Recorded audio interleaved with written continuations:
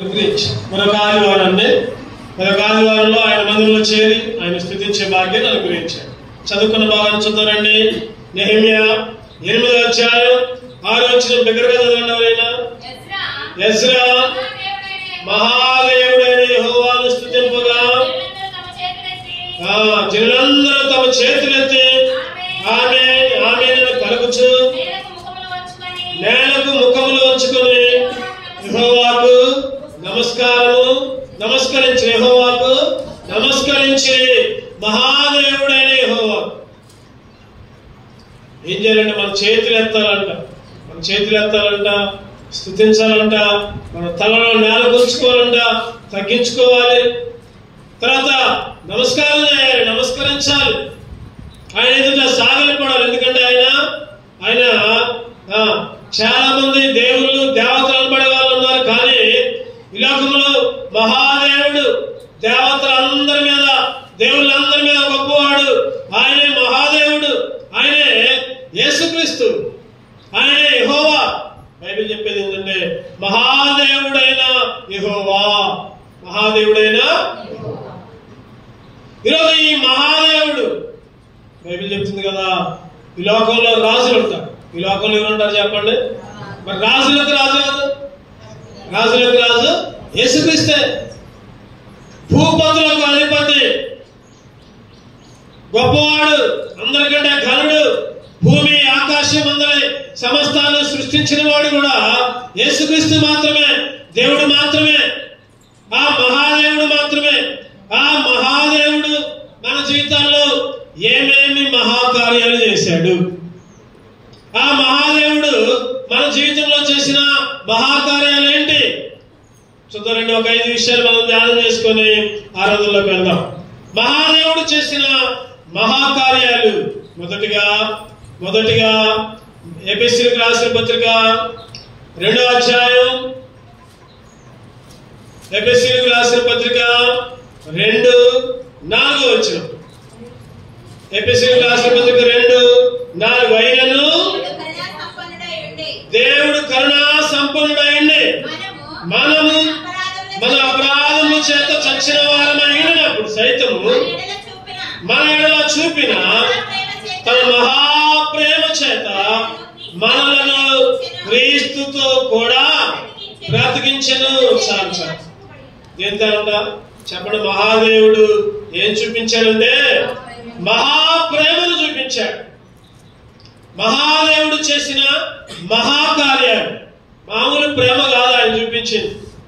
ఆయన చూపించిన ప్రేమ మామూలు ప్రేమ కాదు. ఏ ప్రేమ అంట?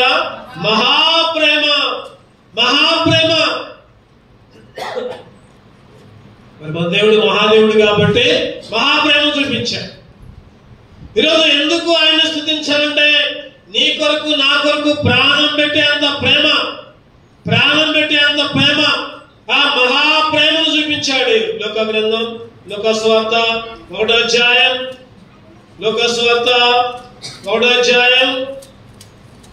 79వ వచనంలో ఉంటుంది ఒక మాట. చదవండి. 76, 79 కలిసి ఉంటాయి. మన దేవుని మహావాత్సల్యమును బట్టి వారి పాపములను క్షమించటం వలన. చాలు. మన దేవుని ఏంటంట? మహావాత్సల్యం, మహాప్రేమ. వాత్సల్యం అన్నా కూడా ప్రేమే అర్థం. మన మహాదేవుడు మహాప్రేమను చూపించాడు, మహావాత్సల్యాన్ని చూపించాడు. మహాప్రేమను చూపించి లోకస్వార్త 19:10 వచనం ప్రకారం నశించిన దానిని చెప్పండి వెదకి రక్షించుటకు మనుష్య కుమారుడు ఈ లోకానికి వచ్చాడు. మహాప్రేమ చూపించాడు కాబట్టి, మహావాత్సల్యాన్ని చూపించాడు కాబట్టి మనుష్య కుమారుడుగా ఈ లోకానికి వచ్చాడు. నీ కొరకు నా కొరకు తన ప్రేమను పెట్టాడు, తన ప్రాణాన్ని పెట్టాడు, తన ప్రేమంతా నీ మీద నా మీద చూపించాడు. ఆ మహాదేవుడు మనల్ని ప్రేమించి, మహాప్రేమతో ప్రేమించి, మహావాత్సల్యాన్ని చూపించి ఏం చేశాడంటే నరకం నుంచి, అగ్నిగుండం నుంచి తప్పించాడు. ఒకటో విషయం ఏంటంటే మహాదేవుడు చేసిన మహాకార్యం ఏంటంటే మొదటిగా మహాదేవుడు మహాప్రేమని మహా తప్పించి, అగ్నిగుండం నుంచి తప్పించి, చెప్పండి, పరలోక రాజ్యాన్ని అనుగ్రహించాడు. అందుకని ఒక మాట చూసుకుందామండి. యోహాను సువార్త 15వ అధ్యాయం 12వ వచనం. ప్రాణం పెట్టిన ప్రేమ అంటే ఆయన. యోహాను సువార్త 15:12-13 చదవండి. నేను మిమ్మల్ని ప్రేమించిన ప్రకారం మీరు ఒకరినొకడు ప్రేమించినది ఆజ్ఞ. తన స్నేహితుల కొరకు తన ప్రాణము పెట్టి వారి కంటే ఎక్కువైన ప్రేమ గలవాడు ఎవడను కూడా లేడు. తన స్నేహితుల కంటే, చెప్పండి ఏముంది అక్కడ? తన స్నేహితుల కొరకు తన ప్రాణము పెట్టి వారి కంటే, స్నేహితుల కొరకు తన ప్రాణము పెట్టి వారి కంటే, చెప్పండి, అంతకంటే ఎక్కువ ప్రేమ ఉంది ఎవరికైనా? ఈరోజు చాలా మంది చెబుతారు, భర్త, భార్య, పిల్లలు రకరకాలుగా చెప్తా ఉంటారు, నా ప్రాణాన్ని ఇస్తా ఉంటారు, ఏదో నా ఆపద వస్తే మాత్రం దూరం అయిపోతారు. ఈరోజు భార్య భర్తల ప్రేమైన, తల్లిదండ్రుల ప్రేమైన, బంధుమిత్రుల ప్రేమైన ఇవన్నీ ఏంటంటే స్థిరము కానివి, స్థిరము కాని ప్రేమలు. చెప్పండి, చనిపోయినా కూడా వదిలిపెట్టని ప్రేమ మన దేవుని ప్రేమ. చనిపోయిన తర్వాత కూడా పరలోక రాజ్యాన్ని చేర్చే ప్రేమ మన దేవుని ప్రేమ. ఈ భూమి మీద ఉన్న ప్రేమలన్నీ కూడా, చెప్పండి, ఏమైతే అంటాయి? తరిగిపోతాయి. భూమి మీద ఉన్న ప్రేమలన్నీ కూడా తరిగిపోతాయి. ధరలోని ప్రేమలన్నీ స్థిరము కావు, కరిగిపోవును. క్రీస్తు యేసు కల్వరి ప్రేమ కడవరకు ఆదరించును. క్రీస్తు యేసు కల్వరి ప్రేమ కడవరకు ఆదరించును. ప్రేమ, యేసుని ప్రేమ, అది ఎవరు కొలువలేనిది. నిజము దీనిని నమ్ము, ఇది భూమి అందించలేనిది. నిజము దీనిని నమ్ము, ఇది భూమి అందించలేనిది. ప్రేమ, యేసుని ప్రేమ, యేసుని ప్రేమ ఈ భూమి మీద చూపించే ప్రేమలన్నిటికంటే గట్టి ప్రేమ, మహాప్రేమ, మహావాత్సల్యం. అందుకనే ఇక్కడ ఒక మాట ఉంది, ఏంటంటే అది 15వ అధ్యాయం 14వ వచనం చూస్తే, 13వ వచనం చూస్తే, తన స్నేహితుల కొరకు తన ప్రాణము పెట్టువాని కంటే ఎక్కువైన ప్రేమ గలవాడు ఎవడు కూడా లేడు. స్నేహితుల కొరకు ప్రాణం పెట్టేవాడు కంటే. ఈరోజు మంచి స్నేహితుడిగా, మంచి తండ్రిగా, లేకపోతే మంచి రక్షకుడుగా యేసుక్రీస్తు ఈ లోకానికి వచ్చాడు. ఆయన మహాదేవుడు చేసిన మొదటి మహాకార్యం ఏంటంటే, చెప్పండి, మహాప్రేమను చూపించాడు, మహావాత్సల్యతను చూపించాడు, నరకం నుంచి తప్పించాడు. అది ఒకటి విషయం. రెండో చూద్దారండి, మన మహాదేవుడు ఇంకా ఏం మహాకార్యం చేశాడు? మొదటి రాజులు 3వ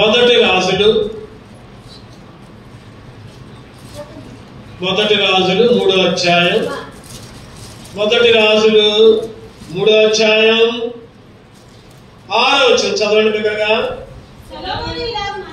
సొలొమోను ఇలాగ మనవి చేసెను, నీ దాసులను నా తండ్రియునైన దావీదు నీ దృష్టికి అనుకూలముగా సాక్ష్యమును నీతిని అనుసరించి యథార్థమైన మనస్సు గలవాడై ప్రవర్తించిన కనుక నీవు అతని వల్ల పరిపూర్ణ కటాక్షమును అగుపరిచి ఈ దినమున ఉన్నట్లుగా అతని సింహాసనం మీద అతని కూర్చోబెట్టి అతని యందు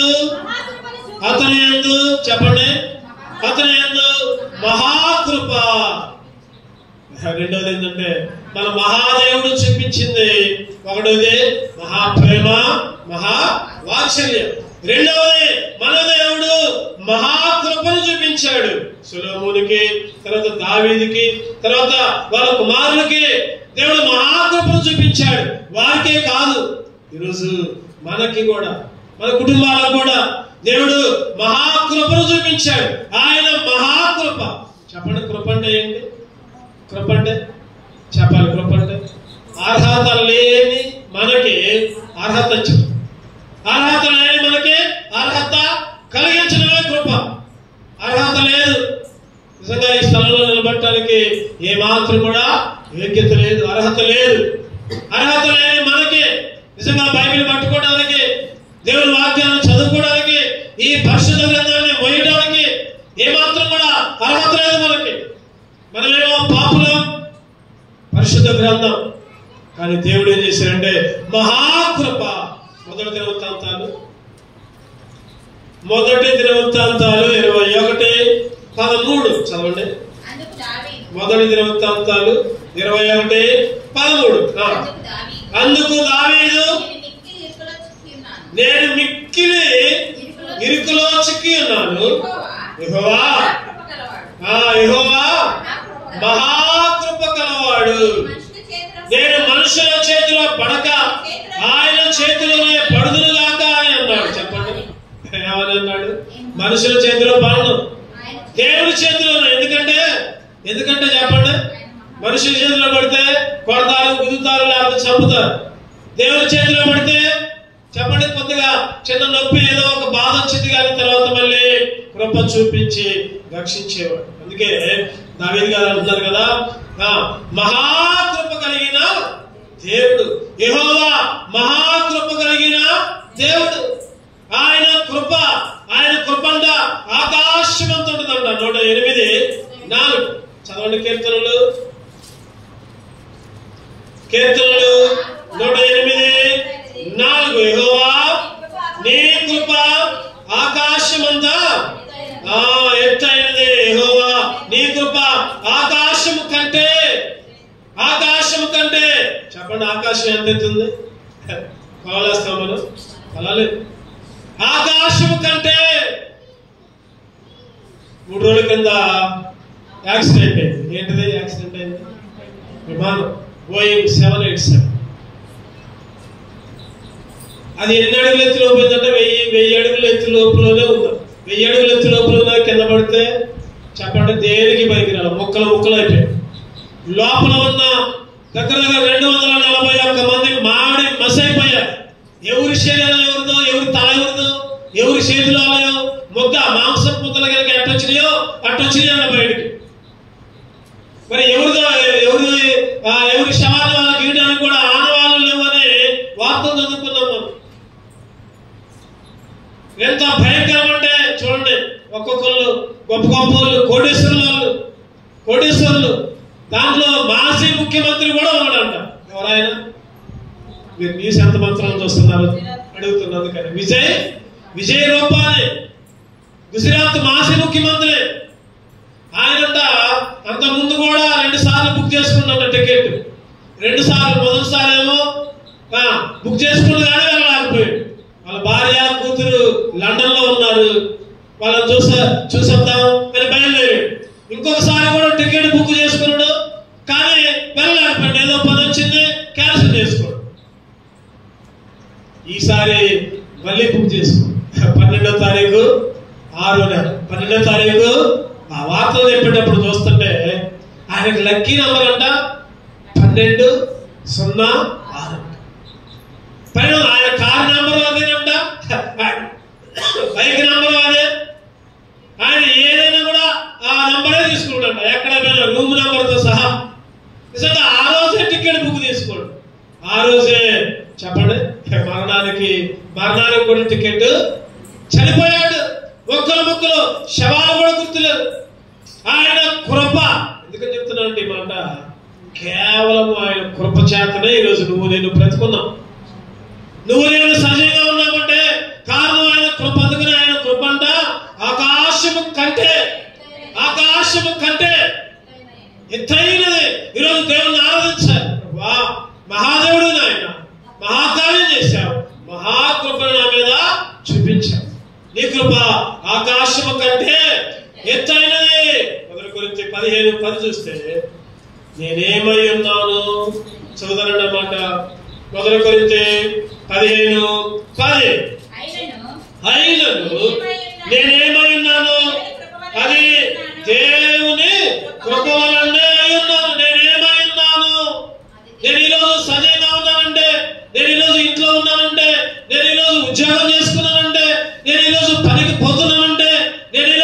చదువుకుంటున్నానంటే చెప్పండి ఎవరిదంట? దేవుడి. దేవుని కృపే, ఆయన కృపే.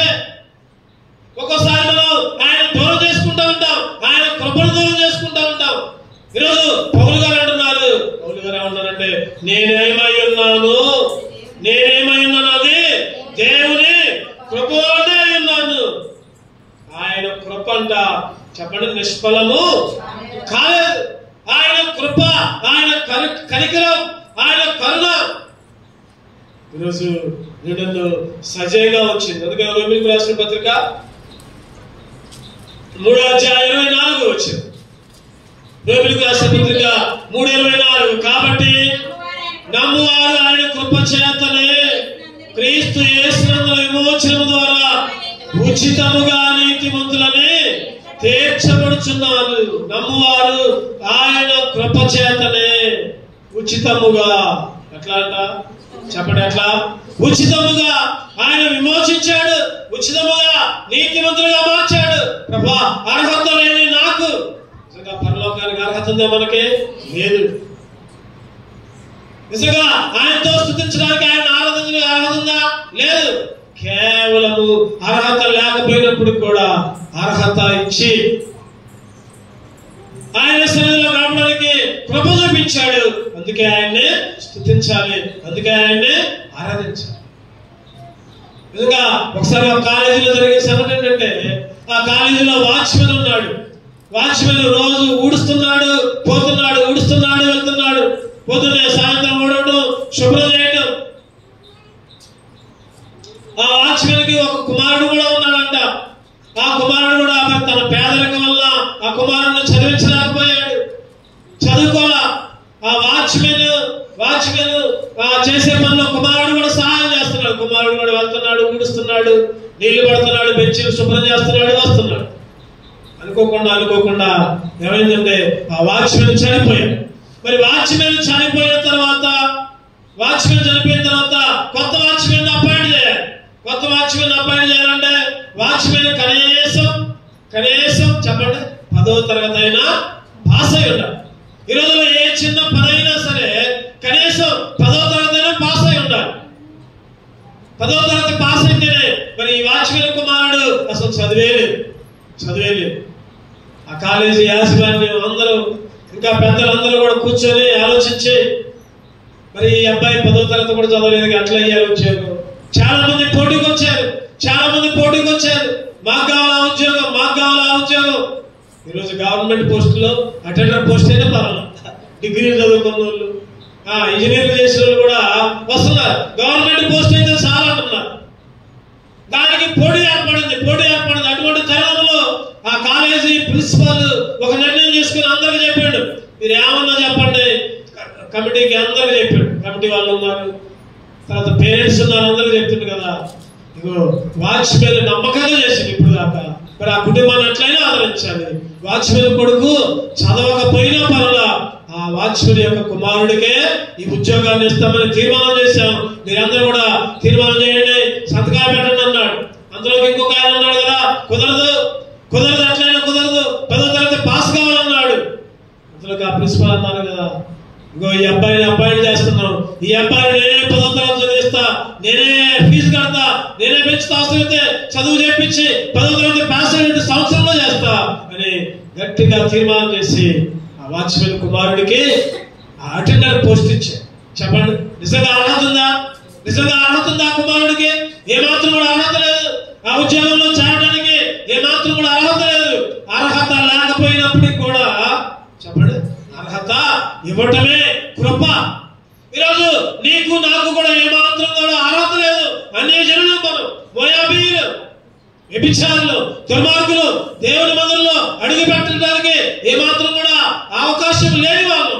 అటువంటి మనకి దేవాతి దేవుడు తన మహాకృపను చూపించి ఆయన కుమారుని లోకానికి పంపించి, ఆ కుమారుని శరీరం ద్వారా, కుమారుని రక్తం ద్వారా మన పాపాలని కడిగి మనల్ని కూడా సొంత జనంలోకి చేర్చు. ఒకప్పుడేమో దూరంగా ఉన్న వాళ్ళం, ఇప్పుడేమో ఆయన ప్రజలు, ఆయన స్తుతించే, ఆయన్ని ఆరాధించే బిడ్డలు, యాజక సమూహం.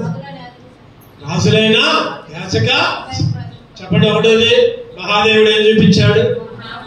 మహాప్రేమ మహావాత్సల్యం. రెండోది మహాదేవుడు ఏం చూపించాడు? మహాకృప. చూద్దామండి మూడోదిగా కీర్తనలు 145 7వ వచనం. కీర్తనలు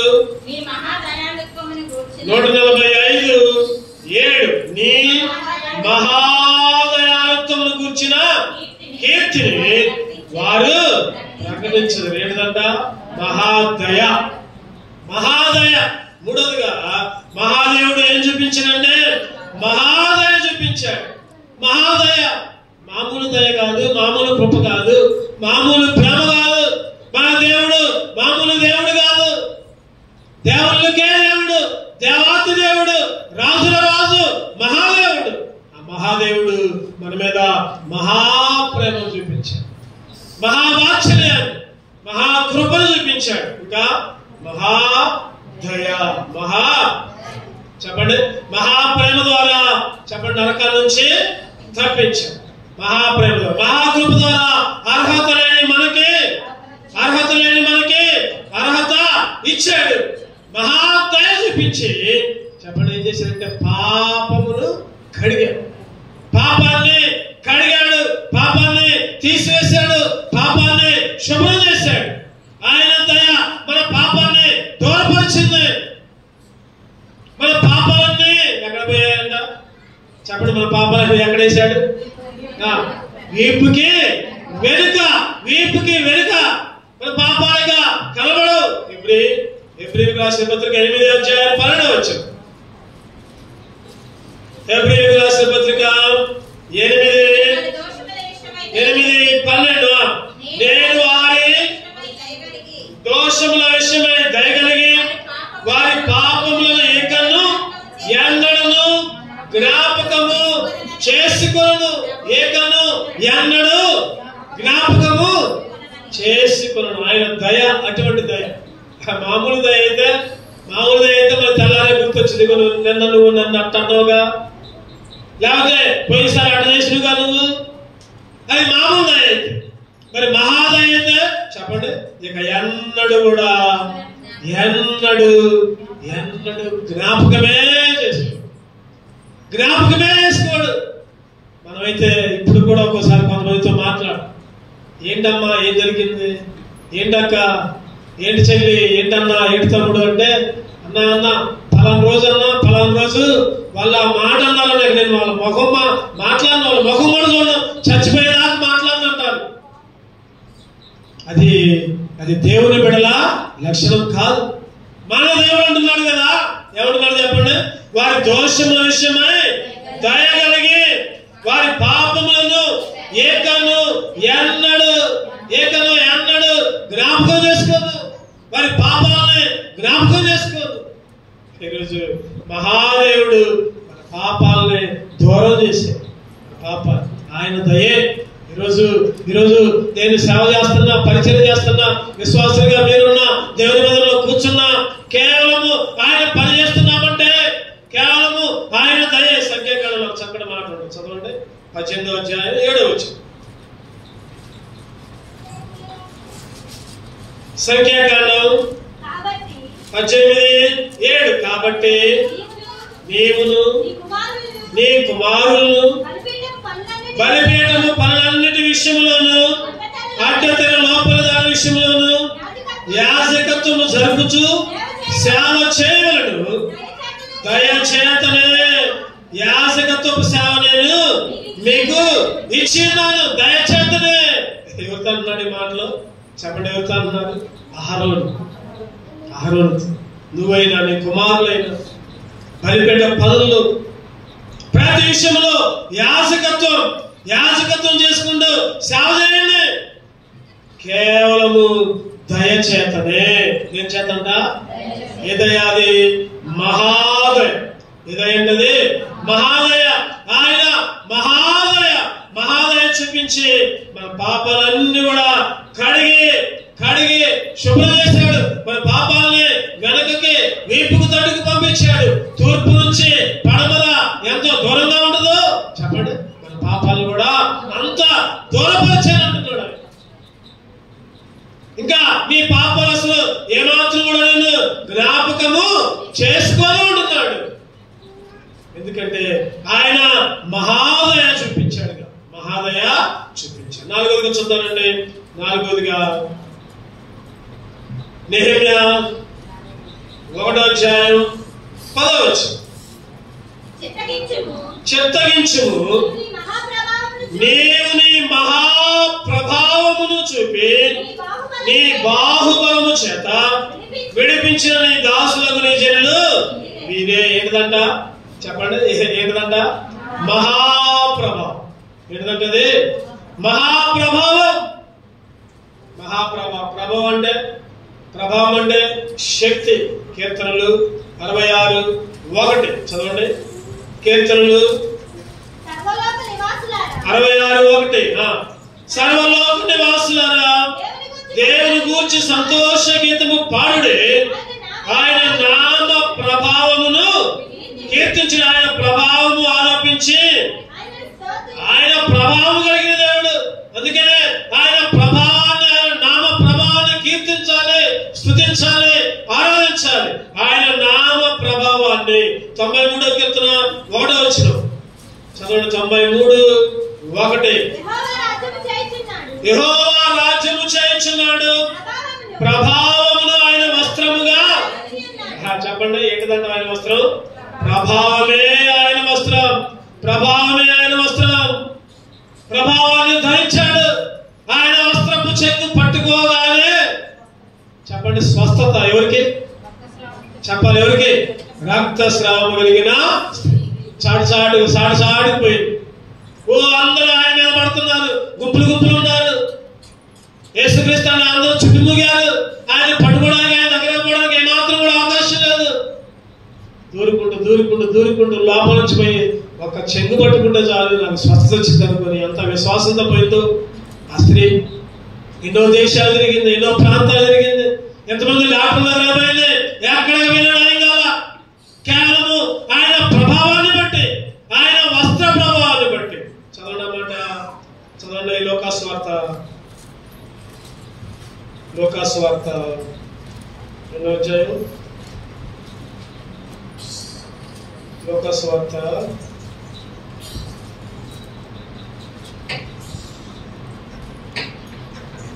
మార్కులో కూడా ఉండదు. లోకాసువార్త చూడండి. ఇక్కడ ఇంకొక స్వస్థత. లోకాసువార్త 6వ అధ్యాయం 19వ వచనం చూడండి. లోకాసువార్త 6:19.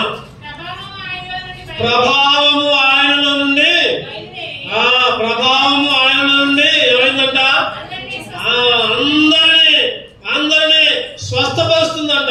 ప్రభావము ఆయనలో నుండి బయలుదేరి, ప్రభావము ఆయనలో నుండి బయలుదేరి అందరినీ స్వస్థ. నీకు నాకు స్వస్థత ఆయన ప్రభావము, ఆయన శక్తి. మత్తయి సువార్త 24:30. మత్తయి సువార్త 24:30.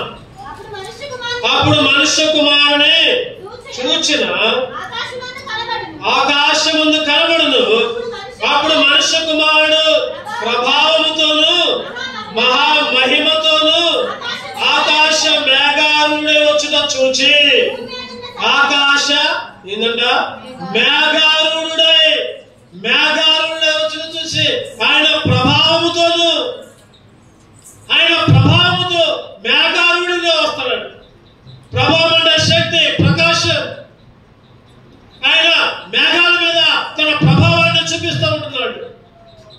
మేఘాల మీద యేసు రానయ్యున్నాడు, పరిశుద్ధులందరినీ తీసుకుపోతాడు.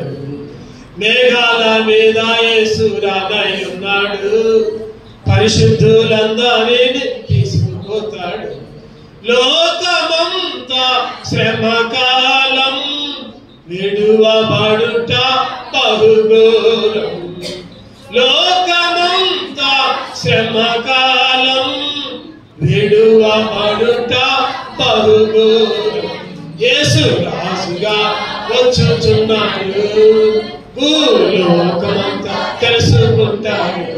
యేసు రాజుగా వచ్చుచున్నాడు, భూలోకమంతా తెలుసుకుంటాడు. రావి కోటి తేజుడు రమ్యమైన దేవుడు, రావి కోటి తేజుడు రమ్యమైన దేవుడు, రారాజుగా వచ్చుచున్నాడు, రారాజుగా వచ్చుచున్నాడు. యేసు రాజుగా. చెప్పండి, ఆయన మేఘాల మీద ఎట్లా వస్తున్నాడంట? ప్రభావంతో, మహాప్రభావంతో. లోకాసు వార్త 21 మాట చూసుకుందానండి. లోకాసు వార్త 21:27 కూడా అదే మాట చూస్తాం మనం. చదవండి. అప్పుడు మనుష్య కుమారుడు ప్రభావముతోను మహామహిమతో ఎంత అంటే చెప్పండి, మహాప్రభావం, మహామహిమతో వస్తున్నాడు. మేఘాల మీద వస్తున్నాడు. జనులందరూ చూస్తారు, అందరూ కూడా రొమ్ము కొట్టుకుంటారు. రొమ్ము కొట్టుకునే తేలికి ఇంకా మేము రక్షణ పొందలేదే, ఇంకా మేము రక్షణ పొందలేదు, ఇంకా లోకంలో ఉన్నామే. ఈరోజు మహాదేవుడు మహామహిమతో వస్తున్నాడు, మహాప్రభావంతో వస్తున్నాడు. అందుకనే ప్రభా నీ ప్రభావాన్ని చెప్పండి. ఆయన ప్రభావంతో మనల్ని మహిమలోకి తీసుకుని వెళ్తున్నాడు. ఎక్కడ తీసుకెళ్తున్నాడు? మహిమలోకి. అది గుర్తుపెట్టుకోవాలి. ఒకటోది, మహాదేవుడు ఏం చేశాడు? మహాప్రేమను చూపించాడు, మహావాత్సల్యతను చూపించాడు, నరకము నుంచి తప్పించాడు. రెండవది, మహాదేవుడు మహాకృపను చూపించాడు, అర్హత లేని మనకి అర్హత ఇచ్చాడు. మూడవది, మహాదేవుడు మహాదయ చూపించాడు, చెప్పండి, పాపముని కడిగాడు, పాపాలను దూరంగా విసిరేశాడు. నాలుగోదిగా, మహాదేవుడు మహా ప్రభావాన్ని చూపించాడు, మహాప్రభావంతో మనల్ని మహామహిమలోకి. చివరిగా ఇంకొకటి చూసుకొని ముగించుకున్నాం. ఏప్రిల్ రాసిన పత్రిక 5:10. ఏప్రిల్ 5:10. మరియు ఆయన సంపూర్ణ స్థితి పొందినవాడై. ఏప్రిల్ 5:10. ఏప్రిల్ రాసిన పత్రిక 5:10. మరియు ఆయన సంపూర్ణ స్థితి పొందినవాడై మెల్కీసెదెకు క్రమంలో చేరిన ప్రధాన యాజకుడని దేవుని చేత పిలువబడి తనకు విధేయులైన వారికందరికీ నిత్య రక్షణ. ఏ రక్షణ అంట? నిత్య రక్షణ. అంటే దాంతో ఏంటంటే మహారక్షణ. ఏ రక్షణ అంటే చెప్పండి, మహారక్షణ, నిత్య రక్షణ, గొప్ప రక్షణ, తరతరాలు ఉన్న రక్షణ. చెప్పండి, ఈ రక్షణ ఎప్పుడు దాకా ఉంటుంది? తరతరాలుగా ఉంటుంది. మన విమానంలో వచ్చి అందరూ చచ్చిపోయారు, కానీ ఒకడు మాత్రం బతికి బయటపడ్డాడు. ఆయన పేరు ఏం పేరంటే, నేను ఆ పేరు చదవగానే మరి ఆయన పేరులోనే విశ్వాసం, ఆయన పేరులోనే ఏముందంటే విశ్వాసం. పేరుంది, రామకుమార్ విశ్వాసం. నేను అనుకున్నా మరి ఎంత విశ్వాసంతో ఉన్నాడు, అందుకనే దేవుడు కాపాడాడు. నిజంగా కాపాడబడ్డాడే కానీ చావు నుంచి తప్పించుకుంటా ఏదో ఒక రోజు ఏం చేయాలి? చనిపోవాల్సి. ఆ విమాన ప్రమాదం నుంచి తప్పించబడేమో కానీ మరణాన్ని తప్పించుకోలేడు. ఏదో ఒక రోజు చచ్చిపోవాల్సిందే, ఏదో ఒక రోజు. కానీ మన దేవుడు ఇచ్చే రక్షణ, నిత్య రక్షణ, గొప్ప రక్షణ, మహారక్షణ, తరతరాలుండే రక్షణ. చెప్పండి, ఇప్పుడు దాపడదంట తరతరాలు. ఏప్రిల్ రాసిన యెషయా గ్రంథం 51:8 చదవండి. యెషయా గ్రంథం 51:8. వస్త్రమును కొరికివేయనట్లు చిమ్మట వారిని కొరికివేయను, కొద్దిగా గొర్రెబొచ్చును కొరికివేయనట్లు వారిని కొరికివేయను. అయితే నా నీతి నిత్యము నిలుచును, నా రక్షణ. చెప్పండి, ఆయన రక్షణ అంట తరతరాలుండే రక్షణ, మామూలు రక్షణ కాదు అది, తరతరాలు. అందుకనే ఏప్రిల్ 2:3 ఉంటుంది. ఎంత గొప్ప రక్షణ చదవడమాట, ఎంత గొప్ప రక్షణను మనము నిర్లక్ష్యము చేస్తే ఎలాగూ ఆయన గొప్ప రక్షణ, నిత్య రక్షణ, మహారక్షణ, తరతరాలుండే రక్షణ, తరతరాలుండే. 1 తెస్సలోనికీయులకు రాసిన పత్రిక 5వ అధ్యాయం 9వ వచనం. 1 తెస్సలోనికీయులకు రాసిన పత్రిక 5:9. ఎందుకనగా మన ప్రభువైన యేసుక్రీస్తు ద్వారా రక్షణ పొందుటకే దేవుడు మనం నియమించిన, కానీ ఉగ్రత పాలవుటకు నియమించిన రక్షణ పొందడానికే, రక్షణ ఇవ్వడానికే. చెప్పండి, ఆ రక్షణ, ఆ మహారక్షణ ఎటువంటిదంటే తరతరాలుండే రక్షణ, గొప్ప రక్షణ, నిత్య రక్షణ, నిత్య రక్షణ. ఈరోజు మహాదేవుడు మహారక్షణ ఇచ్చాడు, గొప్ప రక్షణ ఇచ్చాడు, నిత్య రక్షణ ఇచ్చాడు. తరతరాలు చనిపోయినా గాని చెప్పండి, ఆయన రాజ్యంలో ఆయన స్థితించుకుంటూ ఉండే భాగ్యం, అదే తరతరాలుండే రక్షణ. చెప్పండి, మన మహాదేవుడు. చదువుకున్న భాగం వల్ల ఒకసారి చదువుకుందామండి. నెహెమ్యా 8:6 అందరం కలిసి చదువుకుందాం ఒకసారి. నెహెమ్యా 8:6 407 పేజీ నంబర్, మన మూల వచ్చిన. ఎజ్రా మహాదేవుడైన యెహోవాను స్తుతింపగా జనులందరూ తమ చేతులెత్తి ఆమేన్ ఆమేన్ అనుచు పలుకుచు నేలకు ముఖములు వంచుకొని యెహోవాకు నమస్కరించిరి.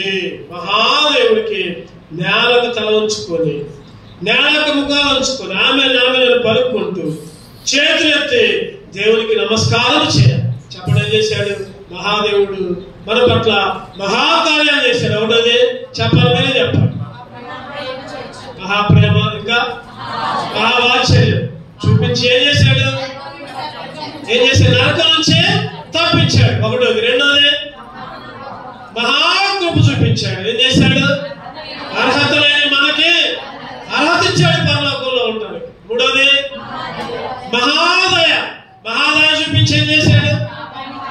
పాపం నుంచి దూరపరిచాడు, పాపాలని దూరం ఉంచాడు, ఇంకెప్పటికీ కాపాడకుండా ఈ పెనకేశాడు తూర్పు నుంచి పడమరికి. నాలుగోది మహాప్రభావం, స్వస్థత ఇచ్చాడు.